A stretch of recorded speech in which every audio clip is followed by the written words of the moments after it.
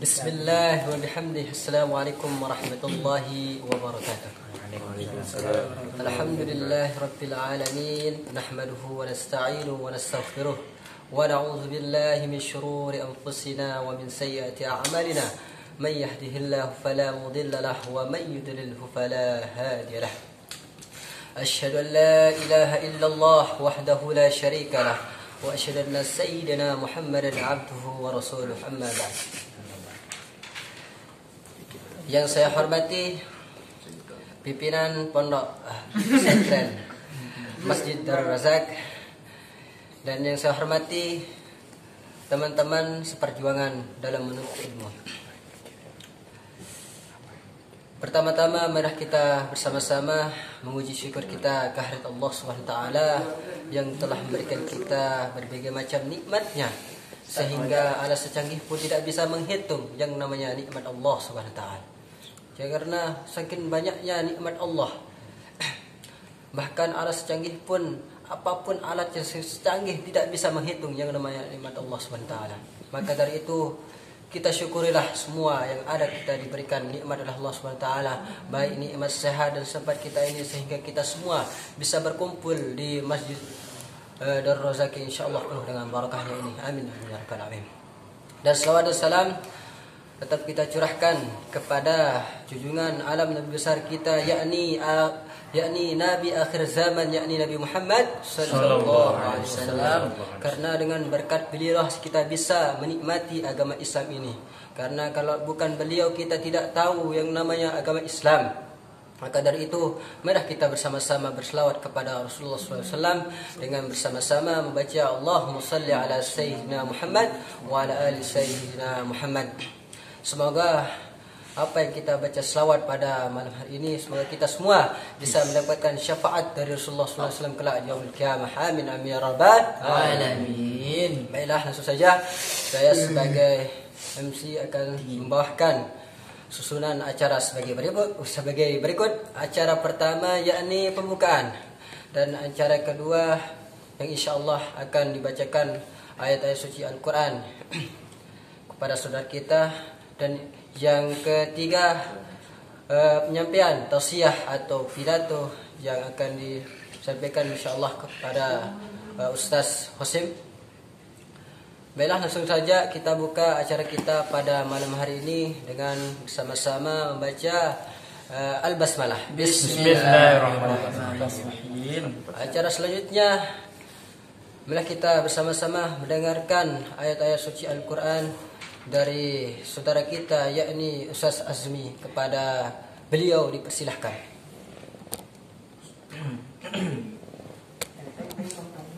Assalamualaikum warahmatullahi wabarakatuh. Waalaikumsalam.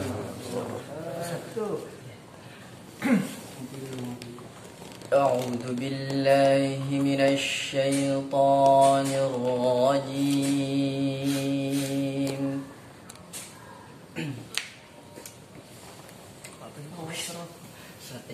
Bismillahirrahmanirrahim. Insyaallah.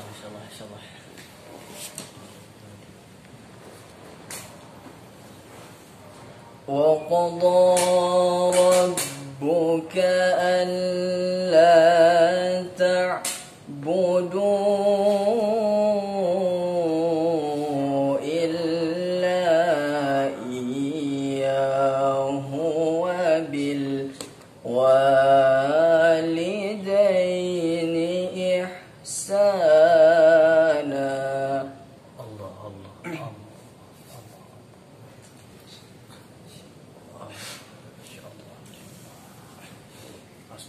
إما يبلغن عندك الكبر أحدهما أو كلاهما فلا تقل لهما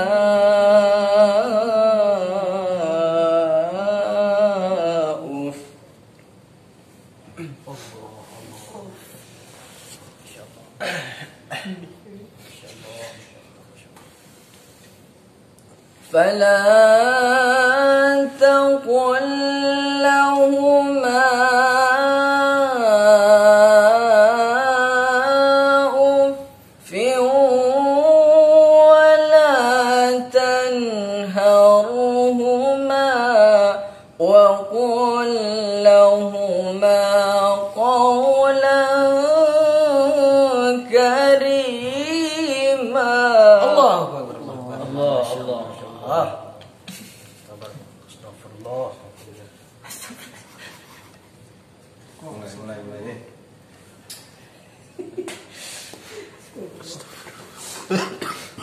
واخفض لهما جناح الذل من الرحمة وقل رب ارحمهما كما ربياني صغيرا. Allah.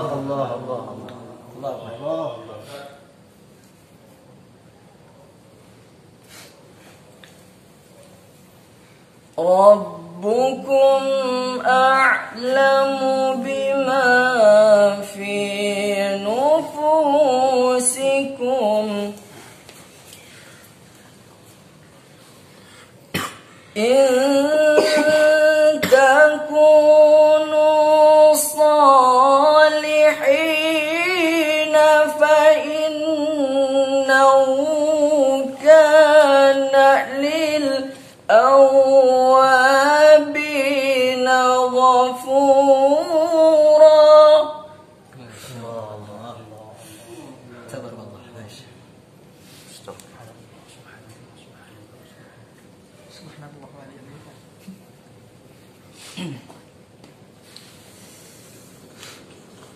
وآت ذا القربى حقه والمسكين وابن السبيل ولا تبذر تبذيرا.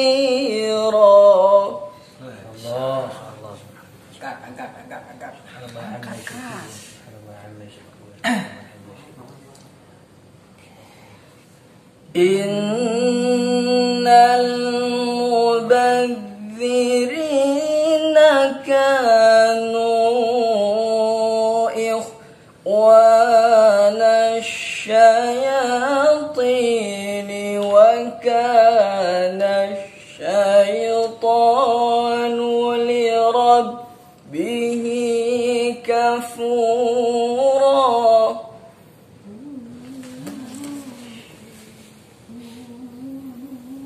وكان الشيطان لربه كفورا.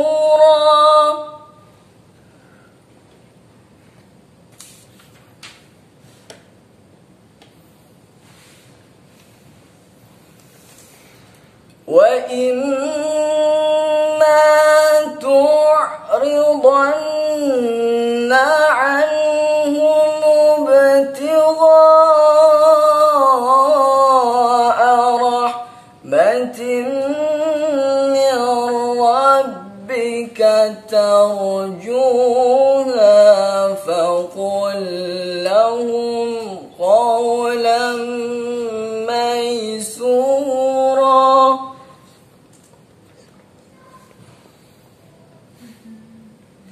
وإما تعرضن عنهم ابتغاء رحمة من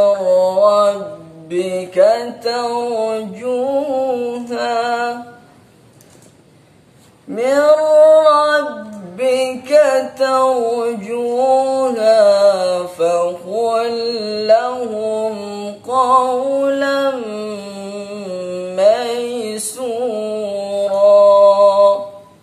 صدق الله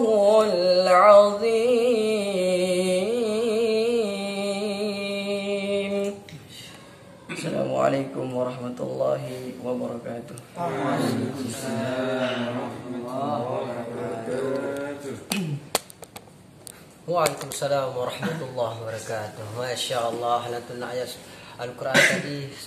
Semoga yang mendengarkan tadi lantunan Al-Quran yang dibacakan oleh Ustaz Azmi, semoga kita semua selalu mengingat kepada Allah Subhanahu wa taala dan kita juga selalu mendekatkan diri kepada Allah Subhanahu wa taala. Amin amin ya rabbal alamin. Baiklah, acara selanjutnya akan menyampaikan tausiah atau pidato yang akan disampaikan oleh saudara kita, yakni Ustaz Wasim. Kepada beliau dipersilahkan.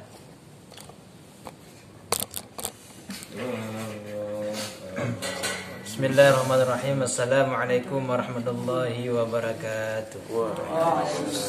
Alhamdulillahi rabbil alamin, wassalatu wassalamu ala rasulillah wa ala alihi wa sahbihi ajma'in, amma ba'd. Salam dan salam, alhamdulillah kita sesama muji dan memuja kehadirat Allah Subhanahu wa taala. Salam dan salam kepada baginda Rasulullah sallallahu alaihi wasallam wa alihi wa ashabi ajma'in.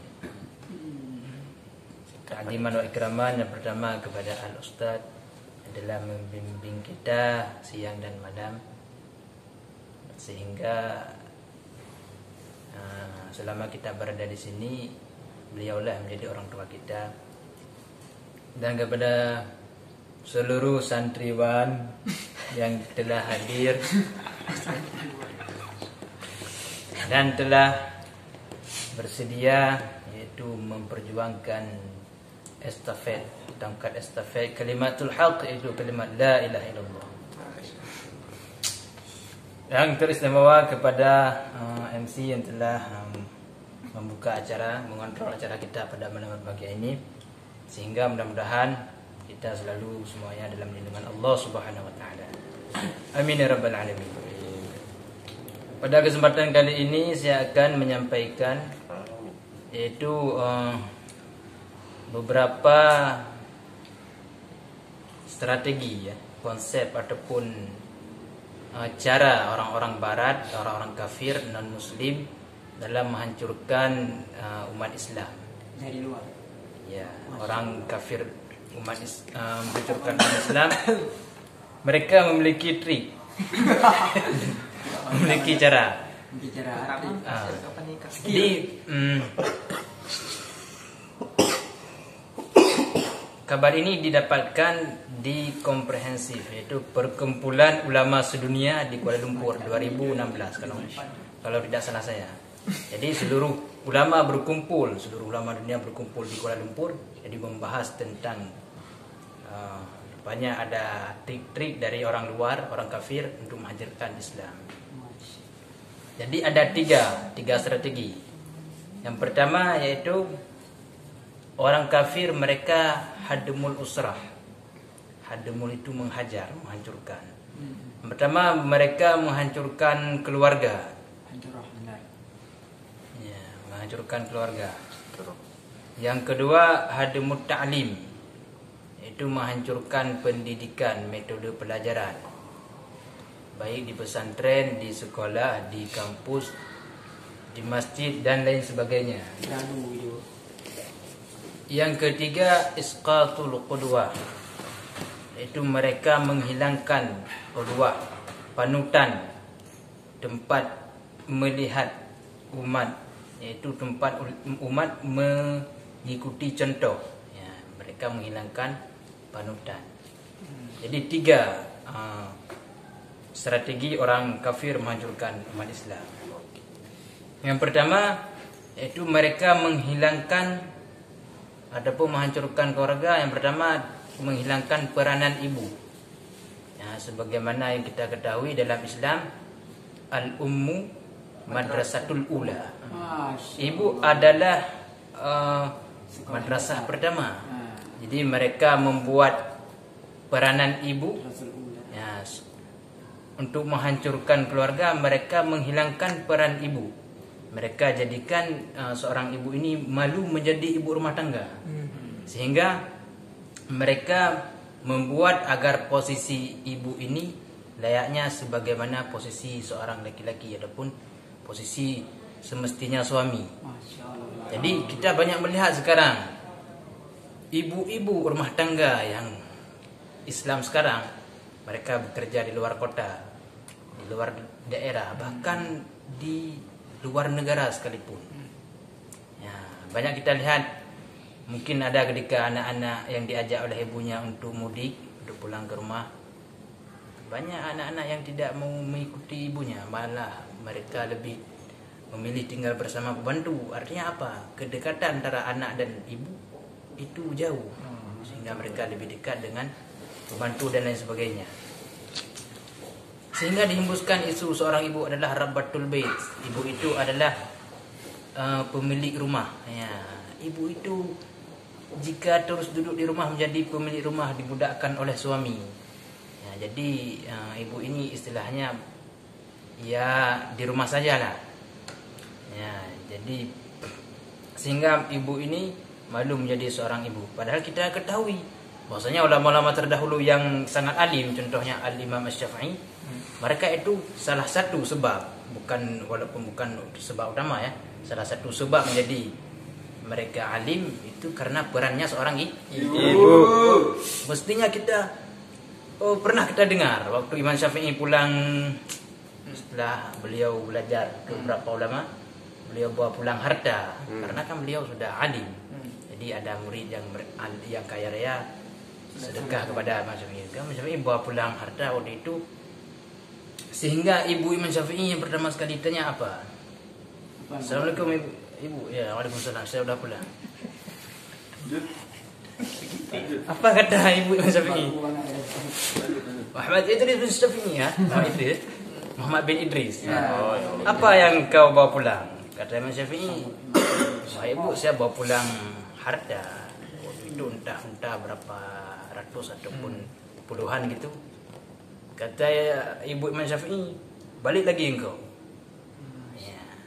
Setelah itu beliau balik lagi menuntut ilmu, sehingga pulang kedua ibu bertanya lagi, apa yang kau bawa pulang?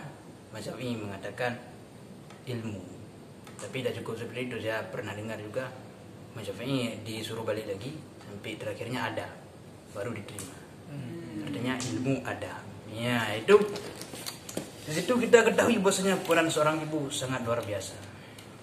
Sehingga ketika ibu tidak memantaskan diri menjadi peran pertama itu madrasah ula bagi anak-anaknya, maka ini akan menjadi hancurnya umat Islam. Begitu juga kita ketahui bahwa Rasulullah juga peran ibu yang sangat baik, yaitu ibunya yang solehah, Siti Aminah. Bagaimana seorang ibu menjaga Nabi waktu itu, kita tahu. Juga Nabi Isa, ibunya adalah orang sangat solehah, orang sangat terjaga. Kita tahu. Jadi memang peran ibu ini sangat penting, sehingga mereka masuk untuk merusak bahwa ibu ini tidak layak untuk tinggal di rumah, dia harus bekerja dan sebagainya. Boleh bekerja, mungkin keadaan memaksa, tapi ibu harus pandai memilah waktu untuk anak-anaknya. Itu yang pertama. Yang kedua yaitu hadamut ta'lim, mereka menghancurkan metode pengajaran dalam Islam. Beradu. Ya, pertama ibu, yang kedua ta'lim dirusak sehingga ada istilah mantan dosen, mantan guru, mantan ustaz. Padahal dalam Islam tidak mengenal mantan guru, mantan ustaz. Ya, padahal dalam Islam guru itu tidak ada mantan. Jadi ada istilah sekarang itu bagian dari pemasukan luar. Ya, diperhatikan seorang guru, jangan biarkan masyarakat menghargai jasa seorang guru. Mereka remehkan kedudukan guru agar muridnya tidak menghargainya. Jadi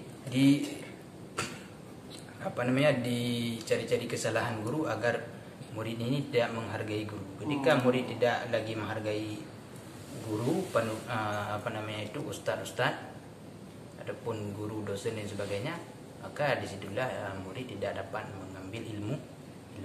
Karena kalau kita tidak menghargai suatu, itu sulit untuk kita dapatkan suatu. Jadi di antara salah satu jalan untuk mendapatkan suatu, kita harus agungkan sesuatu tersebut. Ya. Jadi ketika guru tidak diagungkan, tidak dimuliakan, dianggap remeh, sehingga ilmu tidak dapat dirasakan oleh ulama Islam, maka apakah kata dunia? Maka mestinya berlakulah sabda Nabi sallallahu alaihi wasallam, yaitu wabil hayatil apa itu? Wabil ilmi hayatul Islam. Sabda Nabi, wabil ilmi hayatul Islam, dan dengan ilmulah hidupnya Islam. Ya, kita perhatikan di seluruh dunia, adapun dimanapun Islam yang berkembang pesat, pasti di situ ilmu Islam tersebar lancar. Salah satunya di Indonesia. Indonesia umat Islam terbesar di dunia kalau nggak salah. Tapi di sini juga banyak ulama-ulama. Jadi kata Nabi, Islam itu hidup apabila ilmu Islam lancar. Jadi ketika murid tidak menghargai guru, maka ilmu tidak dapat diraih, disitulah hancur Islam. Yang ketiga yaitu isqatul qudwah, ya, untuk menjatuhkan panutan. Mereka perhatikan para ulama, pemikir-pemikir Islam. Jadi mereka membuat tuduhan-tuduhan, ya, agar masyarakat muslim meremehkan para ulama, para guru, para ustadz, ya, agar masyarakat ragu pada para ulama, agar tidak ada seorang pun yang mendengar dan mengikuti ucapan para ulama. Sehingga ada istilah kata, saya pernah mendengar ini dari seorang ulama, ketika penjahat berbuat kebaikan sekali, itu selalu diungkit-ungkit, diingat-ingat. Namun ketika ulama ataupun ustadz, tokoh agama berbuat silap sekali, itu selalu diungkit. Ya, jadi ada penjahat yang berbuat kebaikan cuma sekali, itu diungkit terus kebaikannya. Tapi seorang ulama yang mungkin terjerumus kesalahan sekali dua kali, itu yang ditontonkan adalah kesalahannya. Ini adalah dari salah satu dari jalan orang kafir, sehingga mereka menghembuskan isu-isu yang menjatuhkan para ulama dengan kesalahan-kesalahan. Baik kesalahan para ulama itu ya real, terjadi dari ulama tersebut, ataupun dibuat-buat. Mereka ya mengisukan pornografi dan sebagainya, ya, sehingga nanti panutan ulama sudah tidak lagi menjadi panutan, maka tidak ada yang dapat dicontoh. Itulah kehancuran sebuah bangsa. Kita ketahui bahwasanya Andalusia, Spanyol waktu itu mereka membunuh para ulama di Spanyol. Ya, sehingga sekarang na'udzubillah min zalik, Spanyol itu masjid-masjid yang dulu sudah menjadi gereja. Dulu di Barcelona, di Granada itu Muslim kalau nggak salah. Nah, di Granada itu kan iya waktu itu. Iya waktu itu. Dulu juga banyak kitab-kitab, buku-buku para ulama yang dibakar oleh kaum barbar kalau nggak salah, Tartar apa itu? Tartar. Barbar. Mongolia. Mereka mengumpulkan itu kitab-kitab para ulama, dikaji, ada sebagian dikaji, dikopi dulu ya. Ada sebagian dikopi, diambil ke Eropa mungkin, nggak tahu kita, di perpustakaan. Pengarangnya diubah-ubah gitu ya. Diubah-ubah. Ada juga dibakar, ada juga dihanyutkan ke sungai, sehingga waktu itu sungai kalau orang berjalan itu penuh dengan kita, bisa menyeberang sana. Nah, artinya apa? Artinya di sini guru, para ulama dalam belajar ibu dan ilmu itu sangat perannya sangat penting dalam Islam, sehingga kita tahu bahwa sekarang adalah zaman di mana orang yang benar dilihat di mana kesalahannya.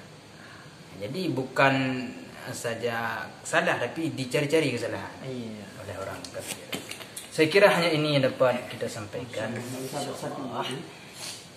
Mudah-mudahan Bermanfaat, Masya Allah. bermanfaat. Nanti treatment Hadanallahu wa iyyakum ajma'in. Wassalamualaikum warahmatullahi wabarakatuh. Waalaikumsalam warahmatullahi wabarakatuh. Waalaikumsalam warahmatullahi wabarakatuh. Terima kasih kepada Ustaz Wasim yang telah menyampaikan tausiahnya. Bagaimana tadi Tausiahnya luar biasa, kita disampaikan jelas banget ya. Jadi gimana dulunya tadi strategi orang kafir atau orang barat menghancurkan agama Islam. Jadi banyak sekali orang-orang kafir sampai sekarang ya. Dia sengaja masuk Islam, tapi dia mau mencari rahasia manusia, tempat kelemahannya itu. Jadi hati-hati ya. Kita sebagai orang Islam, jangan sampai kita dibodoh-bodohin oleh orang kafir ini. Karena orang kafir ini adalah orang-orang yang mengajak kita ke jalan sesat. Bahkan kita masuk ke dalam neraka gara-gara itu. Jadi kita hati-hati, kita jaga agama kita ini dengan baik-baik. Mungkin itu saja kesimpulan dari saya. Mohon maaf, saya sebagai MC. Kalau ada kata-kata saya yang tidak enak didengar, mohon dimaafkan. Karena saya masih belajar. Mohon dimaafkan. Sekian saya. Wallahu muwaffiq ila aqwamit thoriq. Wassalamualaikum warahmatullahi wabarakatuh. Waalaikumsalam.